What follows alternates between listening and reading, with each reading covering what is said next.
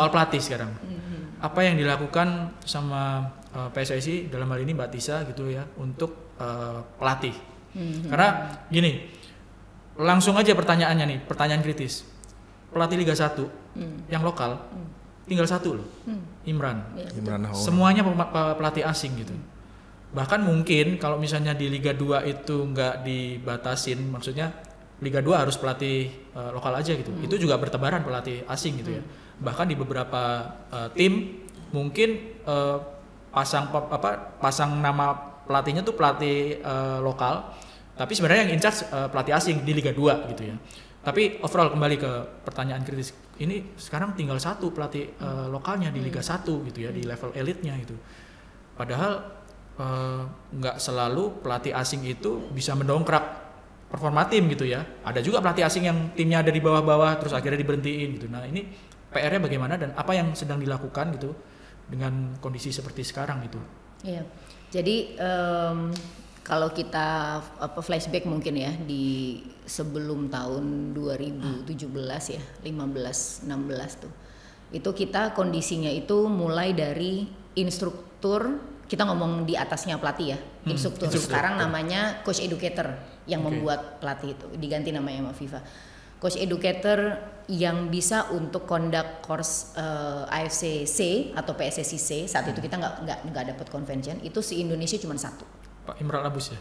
Bukan ya? Pak Imran Labus, betul, Pak Imran Labus. Jadi hanya satu saat itu sebelum tahun 2017. Jadi mau nggak mau saat itu dari tahun 2017 sampai dengan tahun 2023 lah kira-kira 22 nih sebelum terus kita conduct-nya itu fokusnya areanya pasti perbanyak instruktur, areanya pelatih, kemudian percepat dapat convention gitu. Apa itu convention? Tadinya kita PSSI itu tidak bisa mengadakan kursus kepelatihan sendiri di tahun itu. Kita hanya bisa mengadakan kursus kepelatihan yang levelnya D paling bawah. Yang C kita harus undang AFC dari luar, biayanya tinggi, kemudian jadwalnya belum tentu ada kelasnya gitu kan. Kemudian apalagi yang B, apalagi yang A, apalagi yang pro. Ya, jadi di tahun 2017 sampai dengan 2020 itu saya waktu itu fokusnya itu kita harus mendapatkan, kami di PSSI itu convention, yaitu kewenangan kita sendiri untuk mengadakan kursus ini gitu dengan instruktur, dengan ini lain sebagainya. Kita belum sentuh tuh. Ya, selama kita masih bebenah ini kan dunia bergerak juga ya nggak berhenti gitu dunia bergeraknya kan. Tapi ya mau nggak mau kita harus mulai dari situ karena mau dari mana lagi gitu ya. Jadi kita harus mulai dari situ. Kemudian 2020 kesini dengan apa yang sudah dilakukan oleh teman-teman di saat itu dilanjutkanlah dengan perbanyakan pelatih di area atasnya gitu ya, yang dari pro-nya beberapa kita kick off dulu, kemudian A-nya kita perbanyak dan lain sebagainya. Terus sampai dengan 2023 perlah hari ini gitu ya. Kita fast forward hari ini. Nah, kenapa saya harus flashback ini supaya kita paham dulu nih dari mana kita mulainya, dari mana kita sudah mencapai jalannya gitu, dan sekarang strateginya harus kayak gimana nih gitu. Karena perkembangan industri sepak bola atau olahraga alhamdulillahnya di Indonesia gitu meningkatnya dengan lompatan gitu. Tapi harus diiringi dengan kualitas aktor utamanya yang tadi saya bilang itu. Iya kan? Kalau ibaratnya kita lah di industri film kita meningkat tiba-tiba industrinya tapi nggak ada pemain utama aktornya yang emang ini kan mau bikin film berapa kali juga nggak bisa gitu. Sama dengan ini juga gitu. Akhirnya ya terpaksa pasti teman-teman di klub dengan peningkatan ini mereka harus memilih dengan quality versus budget versus lain-lain versus target itu sangat bisa dimengerti gitu untuk memilih di top levelnya pelatih asing gitu areanya itu. Yang PR tuh bukannya di mereka tapi di kita di kami gitu karena kita yang harus bebenah bagaimana quality kita bisa bersaing di area sana. Catch up ya. Iya, dan lagi-lagi problemnya juga quantity karena pelatih kita juga sedikit, total kita hanya posisinya di paling bawah itu, di yang paling bawahnya D itu hari ini di 13.000 kalau tidak salah gitu, dan itu masih sangat minim ya. Itu B lisensi gitu. D apa C? D paling bawahnya, D, ya? paling bawah naik ke atas dan total itu mungkin sekitar 20 ribuan lah kita, dan itu masih sangat-sangat minim gitu.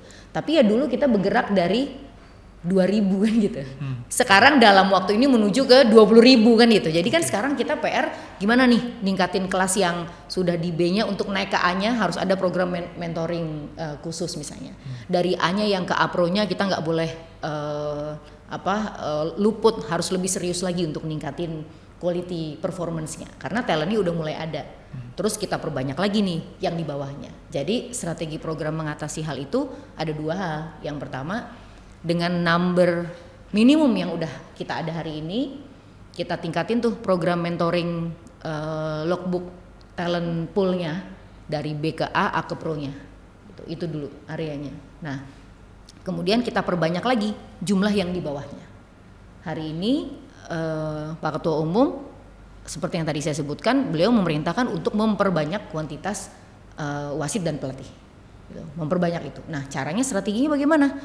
Kita laksanakan dengan tentunya memperbanyak coach educator itu. Nah, di tahun ini PSSI akan memproduksi coach educator baru yang untuk bisa mengajar di level D-nya itu 400 coach educator baru. Talent pool-nya tidak sekomplikated wasit kalau di pelatih. Oke, nggak usah stamina fisik, nggak usah. Gitu, posisinya gitu ya kan. Jadi tidak seselektif ini. Plus ini D ini minimum dia sudah punya sertifikat juga yang B. Kenapa kita nggak lakukan ini dari dulu? Ya dulu B-nya belum ada, Bos. Kan gitu kira-kira ya kan? Kira-kira ya. Jadi kenapa nggak dari dulu? Pelatih mungkin gini. Gitu. Jadi kalau dibilang sedikit mungkin nggak ya, banyak tapi banyak yang tidak bersertifikat.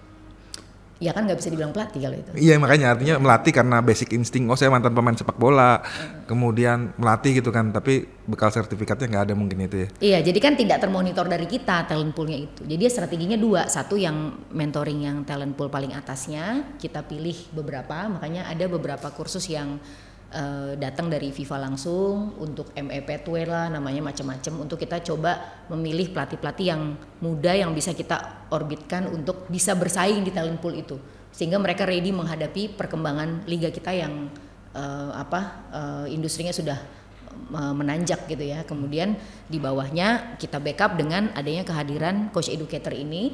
Kita akan bikin setiap provinsinya itu akan lebih banyak lagi kelasnya.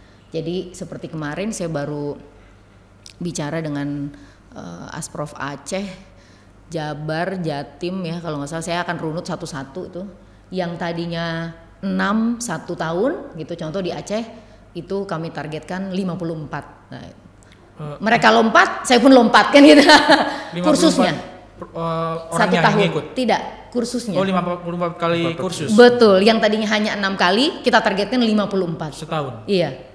Bagaimana caranya, Bu? Kan langsung wah gitu kan kita aja. Tapi itulah yang harus kita lakukan karena kita nggak bisa strategi-strategi yang biasa.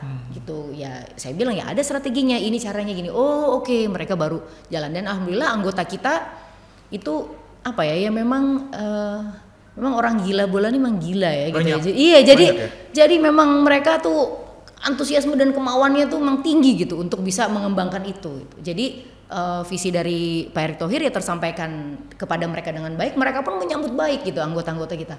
Asprof Club gitu, mereka sekarang meriah juga untuk ikut serta untuk memeriahkan kursus kepelatihan. Bagaimana dengan biaya? Kalau yang saya dengar mungkin yang sertifikat D atau C itu nggak terlalu mahal ya biayanya untuk ikut kursus. Tapi kalau udah masuk ke A, apalagi yang ke Pro, kalau nggak salah ya sampai puluhan bahkan ratusan juta gitu. Kalau PSSI ngelihatnya seperti apa soal pembiayaan mereka ini, jadi dari bawah sampai ke atas gitu? Yang dengan adanya peningkatan quantity coach educator itu pasti biaya yang paling bawah D dan C akan berkurang. Lebih murah ya? Jauh lebih murah. Dan menurut saya yang tadi Mas Erwin bilang murah pun menurut kami masih mahal. Ini harus lebih dikurangi lagi supaya lebih bisa terjangkau bagi masyarakat yang lebih luas gitu, ataupun misalnya sistem kursusnya yang tadinya bulk menjadi per weekend, sehingga bisa orang ambil kalau orang ada yang kerja di weekend bisa ambil di Sabtu Minggunya mereka.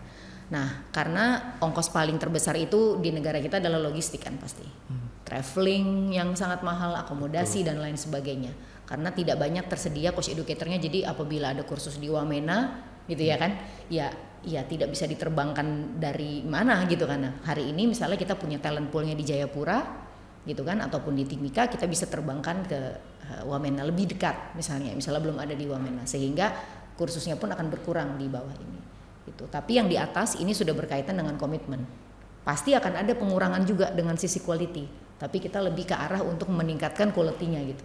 dengan kalau yang sudah levelnya paling atas ya. Karena kalau levelnya paling atas itu memang sudah pilihan nih. Pilihan untuk Profesi. mau bertarung nih menjadi pelatih profesional nih gitu. Jadi kita akan evaluasi dari segi kontennya dulu. Ya kan, dengan angka yang sekian mereka bayar, mereka dapatnya bisa nggak 2 kali lipat lebih banyak ya, dengan kolaborasi hari ini kita ya kan, Pak Erick Thohir bersama dengan KNVB dengan lain-lain, kan pasti kita akan bisa mendapatkan quality yang lebih baik dengan angka yang mereka bayarkan gitu. Apabila kita bisa turunkan, ya kita pasti akan turunkan gitu. Tapi kita hari ini fokusnya di area yang bawah dulu nih.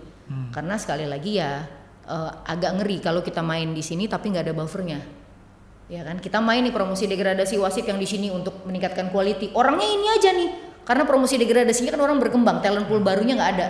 Makanya ada pilihan tadi ya. Iya. Kalau banyak pilihan ya kita akan dapat kualitas terbaik. Iya. Orang yang akan muncul dari 10.000 orang ya kan, dia rising sendiri by nature, pasti kan kualitasnya akan lebih baik daripada ya dari 100 gitu orang yang muncul gitu di satu kelas gitu. Itu sih. Apa lagi? Ya masih banyak ini. Kalau di luar masih apa harapkan setiap udah berapa tahun lah, 15 tahun ya berarti ya. 13 tahun ya kan ya. 13 tahun nggak berubah kali kita ngomongin bola terus nih, gila. Tapi yang gue seneng lagi-lagi tadi kaitan dengan tadi wasit sebelumnya. Ya soal pelatih ini yang gue happy tuh gini. Pemain-pemain angkatan kita ketika kita di lapangan sekarang tuh kelihatan antusias ya ikut pelatihan menjadi pelatih. Iya, syukur dong. Gitu. Itu hal yang nggak gue lihat beberapa tahun lalu gitu kan. Mereka cenderung ogah-ogahan, artinya walaupun kadang-kadang kan juga nggak dari antara mereka nggak semua jadi pelatih ujung-ujungnya, tapi mereka senang gitu kan. Setiap ada angkatan baru, pemain ini gitu kan. Kecenderungannya sekarang udah lahir generasi pelatih yang baru gitu. Ya terakhir ya Coach Imran lah ya. Sebenarnya kalau nggak almarhum Coach Bejo itu kan juga satu angkatan mereka, Coach Bejo terus Coach Houston. Jadi generasi pelatih yang baru, cuman memang ya itu tadi PR-nya memang mungkin masih di bawahnya ya, yang harus diperbanyak lagi itu. Iya. Sama ya kita cobalah ada nggak program percepatan untuk identifikasi yang tadi sudah di atas. Itu yang di atas itu sekarang selain Pak Imran Labus siapa lagi Mbak? Yang jadi instrukturnya? Kalau instruktur kita hari ini ada 66 orang.